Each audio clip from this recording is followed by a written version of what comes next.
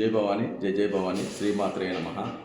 మన హిందూ ధర్మం, మన దేవాలయాలు నేను చిన్నప్పటి నుంచి చూస్తున్నాను.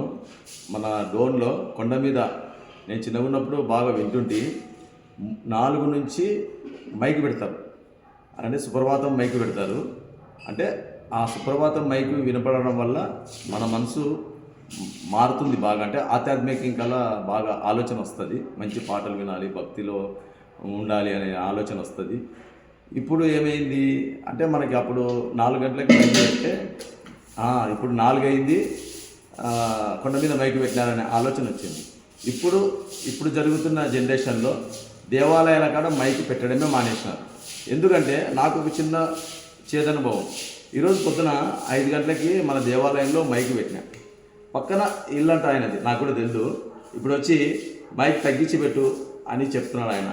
అంటే అది చెప్పడం కరెక్ట్ కాదు కదా.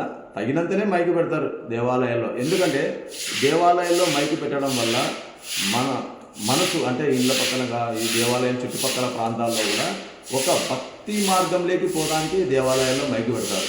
అంటే ఇక్కడ దేవాలయం ఉంది అనే దేవాలయంలోనే మైక్ పెట్టి దేవాలయం ఉందని తెలుస్తుంది. అదే ఇళ్ళలో మైకులు పెట్టరు కదా. అంటే చర్చిల కాడ మైకు పెట్టచ్చు, మసీదుల కాడ మైకు పెట్టచ్చు, వాళ్ళని అడ్మిషన్ చేయరు. ఒక హిందూ దేవాలయాల కాడ మైకు పెడితే ఒక హిందువే వచ్చి మైకు తగ్గించేసి చేయండి అని చెప్పిపోతున్నారు. ఇది ఎంతవరకు ధర్మం చెప్పండి? జై భవాని, జై జై భవాని. ఈ చిన్న మాట మీతో షేర్ చేసుకుంటున్నా. జై భవాని, జై జై భవాని, శ్రీమాత్రే నమః.